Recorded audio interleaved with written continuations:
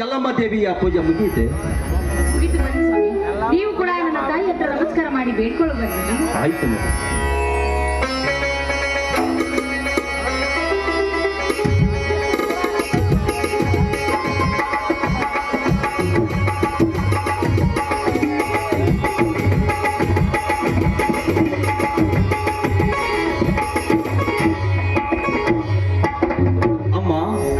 ಚಾಮುಂಡೇಶ್ವರಿಯ ಚಂಡ ಮುಂಡರನ್ನು ಸಂಹರಿಸಿ ಚಾಮುಂಡಿ ಎನಿಸಿಕೊಂಡಿರುವ ನಿನಗೆ ಈ ಜಗದ ಬಂಡರು ಕಾಣುತ್ತಿಲ್ಲವೇನಮ್ಮ ನಿನ್ನ ಕಣ್ಣಿಗೆ?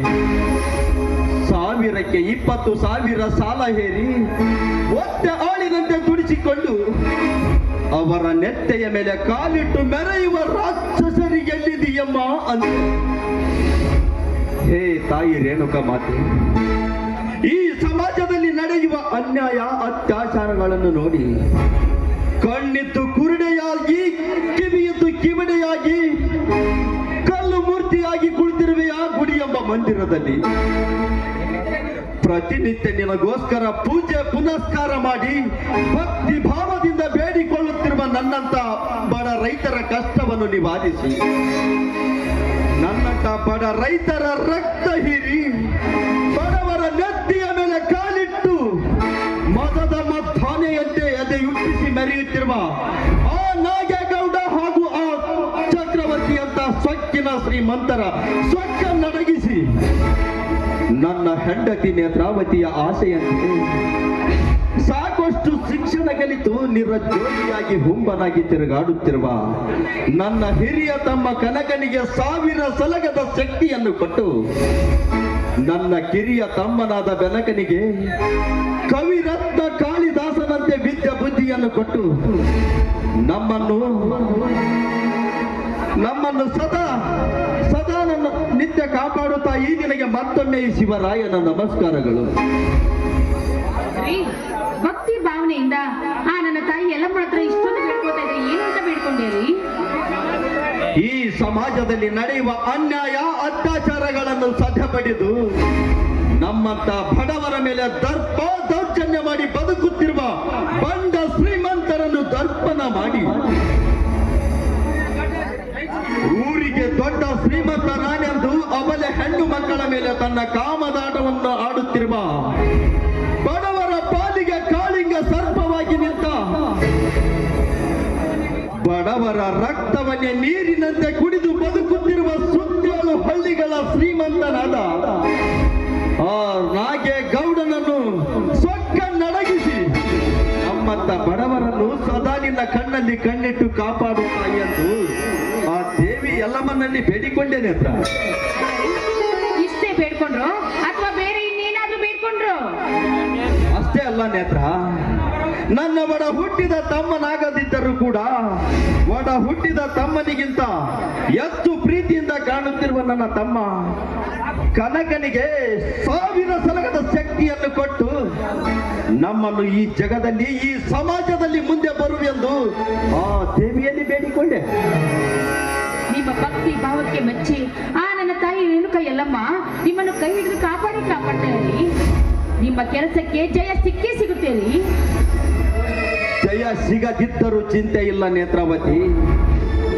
ಸತ್ಯ ನ್ಯಾಯ ನೀತಿ ಧರ್ಮವೇ ನನ್ನ ಉಸಿರೆಂದು ನಿತ್ಯವೂ ಸತ್ಯಕ್ಕಾಗಿ ದುಡಿಯುವ ನಾನು ಈ ಕನ್ನಡ ಮಣ್ಣಿನಲ್ಲಿ ಜನಿಸಿ ಕನ್ನಡ ತಾಯಿನಾಡಿಗಾಗಿ ಹೋರಾಡಿ ಬಡವರ ಬಂಧು ಧರ್ಮದ ಸಿಂಧು ನಾನಾಗದಿದ್ದರೆ ನನ್ನ ಹೆಸರು ಬಂಡಾಯ ಎಬ್ಬಿಸಿದ ಬಹದ್ದೂರ ಶಿವರಾಯನೇ ಅಲ್ಲ. ನಿಮ್ಮಂತೆ ಬಹುದೂರನಂತೆ ಬೆಳೆದ ಶೂರಾದಿ ಶೂರಗಳೇ ದುಷ್ಟರ ಕೈಯಲ್ಲಿ ಸಿಕ್ಕು ಸತ್ತು ಹೋಗಿದ್ದಾರೆ. ಮುಂದೆ ಅವರಂತೆ ನಿಮ್ಗೇನಾದ್ರೂ ಹೆಚ್ಚು ಕಡಿಮೆ ಆದ್ರೆ ನನಗೆ ತುಂಬಾ ಭಯ ಆಗುತ್ತೆ ರೀ. ನಾನು ಸತ್ತು ಹೋಗುತ್ತೇನೆಂದು ತಿಳಿದಿರುವೆಯಾ ಹುಚ್ಚಿ? ಈ ಶಿವರಾಯನ ಮೈಯಲ್ಲಿ ಹರಿಯುತ್ತಿರುವುದು ಹೇಡಿಗಳ ರಕ್ತವಲ್ಲ ನೇತ್ರ, ಹುಲಿ ಕೊಂದ ವೀರ ಎನಿಸಿಕೊಂಡ ಗಂಡುಗಲಿ ಪುಂಡ ವೀರನ ರಕ್ತ. ನೀವೇನು ಹೇಳಿದ್ರು ನಿಮ್ಮ ಸತ್ಯ ಅದು ನನಗೆ ತುಂಬಾ ಭಯವಾಗ್ತಾ ಇದೆ. ಭಯ ಪಡಬೇಡ ನೇತ್ರ, ಭಯ ಪಡಬೇಡ. ನೇತ್ರ, 10 ಜನ ಹೆದರು ಬಂದರು, ಅವರ ಎದೆ ಬಗೆದು ರಕ್ತ ಕುಡಿಯುವ ನನ್ನ ತಮ್ಮಂದಿರು ಜೋಡು ಗುಂಡಿಗೆಯ ಜೋಡು ಹುಲಿಗಳಂತಿರುವವರು. ನೀನು ಭಯ ಪಡುವ ಅಗತ್ಯವೇ ಇಲ್ಲ. ಭಯದ ಭೀತಿಯನ್ನೇ ಹರಿದು ಹಾಕಿ ಹಕ್ಕಿಯಂತೆ ಹಾಡುತ್ತಾ, ನವಿಲಂತೆ ನರ್ತಿಸುತ್ತಾ, ಕೋಗಿಲೆಯಂತೆ ಹಾಡುತ್ತಾ ಬರೇ ನನ್ನ ಶ್ರೀಮತಿಯಾಗಿ. ಮಾತು ಮೀರೋದೇನ್ರಿ? ನಿಮ್ ಇಷ್ಟದಂತೆ ಆಗ್ಲಿ. ಕೇಳಿ ನನ್ನ ರಾಜ, ಕೇಳಿ. ನಿನ್ನಂಥ ಶ್ರೀಮತಿ ಕೈ ಹಿಡಿದಾಗ, ನಿನ್ನಂಥ ಗುಣವತಿ ಜೊತೆಯಾದಾಗ,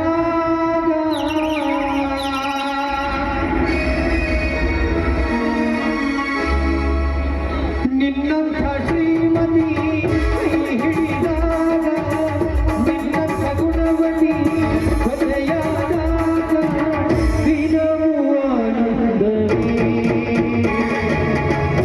ಹೀಗೆ ನಾವು ಸೇರಿ ಹಾಡುವಾಗ ಬದುಕು ಸ್ವರ್ಗವೇ.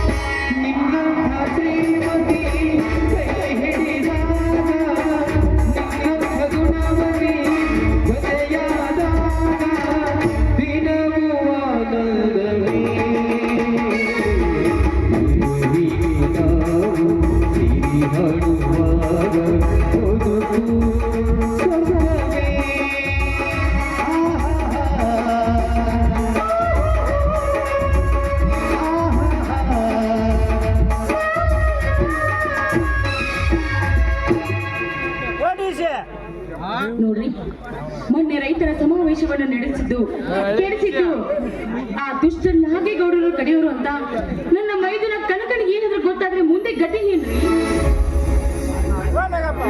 ಅಣ್ಣ ಅತ್ತಿಗೆಯರೇ ನಿಜವಾದ ದೇವರೆಂದು ನಮ್ಮಿಬ್ಬರನ್ನು ತನ್ನ ಹೃದಯದಲ್ಲಿಟ್ಟು ಪೂಜಿಸುತ್ತಿರುವ ನನ್ನ ತಮ್ಮ ಕನಕನಿಗೆ ಈ ವಿಷಯ ತಿಳಿದರೆ ರಣರಂಗದ ಕಾಳಗವೇ ನಡೆದು ಗುಡ್ಡದೆತ್ತರಕ್ಕೆ ಹೆಣಗಳ ರಾಶಿಯೇ ಬಿದ್ದು ಈ ಊರಲ್ಲಿ ರಕ್ತದೋಕಳಿ ಆಗುವುದರಲ್ಲಿ ಸಂದೇಹವೇ ಇಲ್ಲ ನೇತ್ರ. ಬೇಡ, ಅದಕ್ಕೆ ಈ ವಿಷಯ ಯಾವ ಕಾಲಕ್ಕೂ ಅವನಿಗೆ ತಿಳಿಯೋದು ಬೇಡ. ಈ ವಿಷಯ ನಮ್ಮಿಬ್ಬರ ಮಧ್ಯೆ ಇರ್ಲಿ. ಈ ವಿಷಯ ಮಾತ್ರ ಕನಕನಿಗೆ ಯಾವತ್ತೂ ಹೇಳ್ಬೇಡ್ರಿ.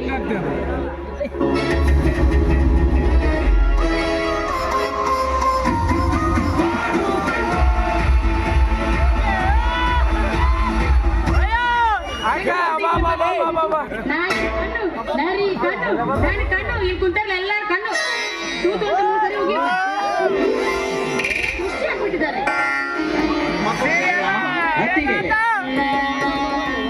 ಬಾ ಸಹೋದರ, ಈಗ ಬಂದೆಯೇನಪ್ಪ?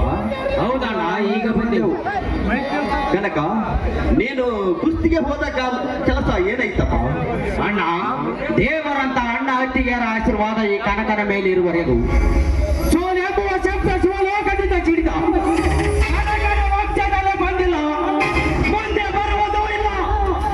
ಪ್ರತಿ ಸಲದಂತೆ ಈ ಸಲವೂ ಕೂಡ ಆ ಕ್ರಾಂತಿವೀರ ಸಂಗೊಳ್ಳಿ ರಾಯಣ್ಣನ ಸವಿ ನೆನಪಿಗಾಗಿ ಹಮ್ಮಿಕೊಂಡಿರುವ ಕುಸ್ತಿ ಸ್ಪರ್ಧೆಯಲ್ಲಿ ಗೆದ್ದು ಜಯಶಾಲಿ ಆಗಿ ಆ ಕ್ರಾಂತಿವೀರ ಸಂಗೊಳ್ಳಿ ರಾಯಣ್ಣನ ಅಭಿಮಾನಿಗಳ ಕಡೆಯಿಂದ ಕಲಿಯುಗದ ಕ್ರಾಂತಿ ಹುಲಿ ಎಂದು ಬಿರುದು ಪಡೆದು ಕಿತ್ತು ತಂದಿದ್ದೇನೆ. ಅಣ್ಣ, ಆಶೀರ್ವಾದಿಸಿ. ಎದ್ದೇಳು ಸಹೋದರ, ಎದ್ದೇಳು. ನೀನು ನಡೆಯುವ ದಾರಿಯಲ್ಲಿ ನಿಯತ್ತು ಇದ್ದರೆ ನಿನ್ನನ್ನು ತಡೆಯುವ ಶಕ್ತಿ ಯಾರಿಗೂ ಇಲ್ಲ ಈ ಸಮಾಜದಲ್ಲಿ. ಅದರಂತೆ ಆ ಕ್ರಾಂತಿವೀರ ಸಂಗೊಳ್ಳಿ ರಾಯಣ್ಣನ ಅಭಿಮಾನಿಗಳ ಆಶೀರ್ವಾದ ಸದಾ ನಿನ್ನ ಮಸ್ತಕದ ಮೇಲಿರಲಿ ಸಹೋದರ. ರಾಯಣ್ಣನ ಅಭಿಮಾನಿಗಳ ಆಶೀರ್ವಾದ ಅಷ್ಟೇ ಅಲ್ಲಣ್ಣ, ಆ ಮಾರುತೇಶ್ವರ ಆಶೀರ್ವಾದದೊಂದಿಗೆ ಮನೆಗೊಬ್ಬ ರಾಯಣ್ಣ ಜೊತೆಲಿ ಜಗದಲ್ಲಿ. ಅಣ್ಣ ಹತ್ತಿಗೆ, ನೀವಿಬ್ಬರು ಕಲ್ಲು ಬಾಂಡೆ ನಿಮ್ಮ ತಲೆಯ ಮೇಲೆ ಬಿದ್ದಂತೆ ಮಾತನಾಡುತ್ತಾ ನಿಂತಿದ್ದೀರಲ್ಲ, ಏನದು? ಏನಿಲ್ಲಪ್ಪ, ಸುಮ್ಮನೆ ಮಾತನಾಡುತ್ತಾ ನಿಂತಿದ್ದೇವೆ ಅಷ್ಟೇ.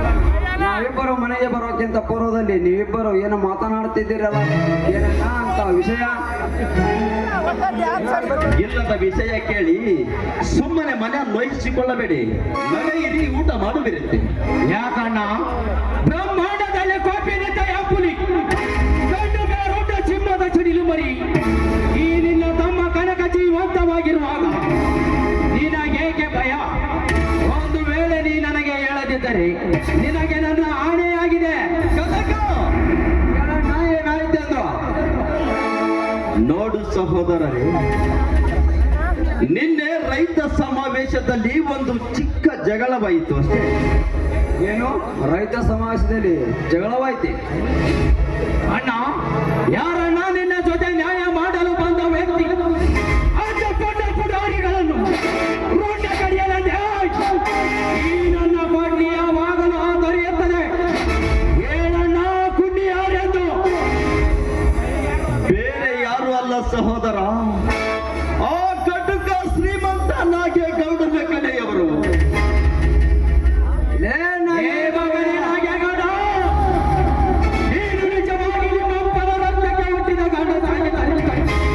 ಈ ಕನಕನ ಮುಂದೆ ಬಂದು ತೋರಿಸಬೇಕಿತ್ತಲೇ ನಿನ್ನ ಗೌಡಿಗೆ ದರ್ಪ. ಅಣ್ಣ, ನಿನ್ನನ್ನು ಹೊಡೆಯುತ್ತೇನೆಂದು ಬಗೆದನ, ನಿನ್ನ ಕಡಿಯುತ್ತೇನೆಂದು ಬಗೆದನ. ಏನೆಂದು ಹೇಳಲಿ ಕನಕ? ಅವರಾಡಿದ ಒಂದೊಂದು ಮಾತುಗಳನ್ನು ನೆನೆಸಿಕೊಂಡರೆ ನನ್ನೆದೆ ಸಿಡಿಲು ಬಡಿದರೆ ಸಡಿಲಾಗುವುದಂತೆ ಹೊಡೆದು ಛಿದ್ರವಾಗುತ್ತಿದೆ ಸಹೋದರ. ನನ್ನೆದೆ ಹೊಡೆದು ಛಿದ್ರವಾಗುತ್ತಿದೆ. ಅಣ್ಣ, ನಮಗೆದುರಾದ ನಾಗೇಗೌಡರ ಬಲಗೈ ಬಂಟರ ಎಡ ಇದ್ದು ಈ ಭೂಮಿಗೆ ಬಿದ್ದು ಆ ಕಟಕ ಶ್ರೀಮಂತರ ರಕ್ತ ಕಡಲಾಗಿ ಹರಿಯಲೇಬೇಕು. ಈಗ ನಾನು ಮನಂತೆ ಹಾರಿ ಹೋಗಿ ಅವರ ರುಂಡ ಚೆಂಡಾಡಿ ಬರುತ್ತೇನೆ.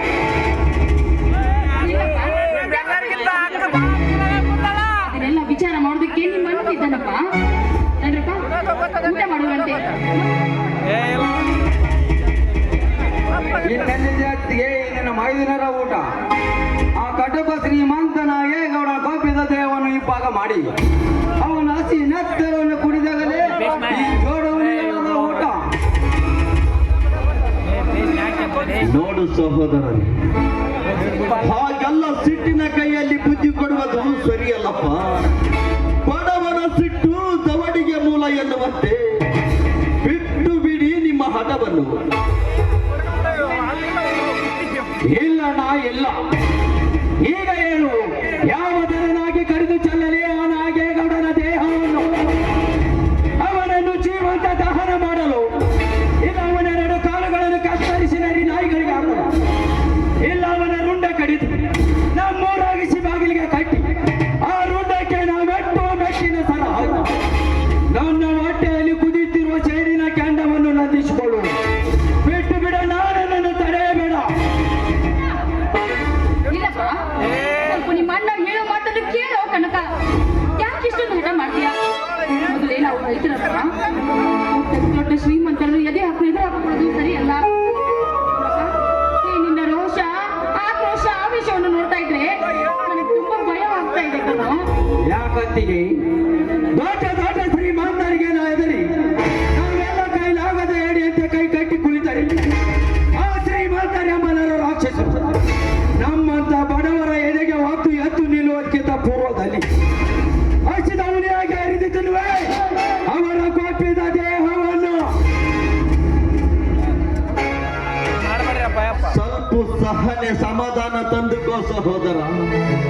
ಒಂದು ವೇಳೆ ನೀನು ನನ್ನ ಮಾತು ಮಿಕ್ಕಿ ನಡೆದರೆ, ನಿನ್ನ ಛಲ ಸಾಧಿಸಿದ್ದೇ ಆದರೆ ನಿನಗೆ ನಿನ್ನ ಎತ್ತವರ ಮೇಲಾಡೆ. ನಾವೇನಾಯ್ತೆಂದು ಆದರೆ ಒಂದೇ ಒಂದು ಮಾತು ಮಾತ್ರ ಸತ್ಯವಲ್ಲ. ಬಡವರ ಚೆಂಡು ಮುರಿದು ಬದುಕುತ್ತಿರುವ ಕಟಕ ಶ್ರೀಮಂತರಿಗೆ ಕಾಳಿಂಗ ಸರ್ಪವಾಗಿ ಈ ಕನ್ನಡ ತಾಯ್ನಾಡಿಗೆ ಕೇಡು ಬಗೆಯುವ ಗಂಡ ಪುಂಡರಿಗೆ ಗಂಡು ಬೇರುಂಡ ಬೆನ್ನದ ಸಿಡಿಲು ಮರಿಯಾಗಿ ಮೆರಿವೆ ಈ ಕನ್ನಡ ನಾಡಿನಲ್ಲಿ. ಅಷ್ಟೇ ಅಲ್ಲಣ, ಈ ಊರಿನ ಉದ್ಧಾರಕ್ಕಾಗಿ ಟಂಕ ಕಟ್ಟಿ ನಿಂತು ಅಣ್ಣ ಹತ್ತಿಗರಾದ ನಿಮ್ಮಿಬ್ಬರ ಮಾತಿನಂತೆ ನಡೆದುಕೊಳ್ಳುತ್ತೇವೆ. ಕನಕ ಬೆನಕರೆಂಬ ಜೋಡುವರಿಗಳಾಗಿ ನೀವಿಬ್ಬರ ಮಾತನ್ನು ಕೇಳಿ ನನಗೆ ತುಂಬಾ ಸಂತೋಷವಾಯ್ತಪ್ಪ. ತುಂಬಾ ಸಂತೋಷ. ಕನಕ ಬೆನಕ, ನೀವಾಡಿದ ಒಂದು ಮಾತು ಕೇಳಿದರೆ ಸಮುದ್ರದ ಅಲೆಗಳಂತೆ ಹುಕ್ಕಿ ಬರುತ್ತದೆ ಈ ನಿನ್ನಣ್ಣನ ಸಂತೋಷ. ಈ ಸಂತೋಷ ಸಂಭ್ರಮಕ್ಕೆ ಎಲ್ಲರೂ ಸೇರಿ ಹಾಡಿ ನಲಿಯು. ನೀವು ಕೇಳೋದು ಹೆಚ್ಚ, ನಾನು ಹಾಡೋದು ಹೆಚ್ಚ.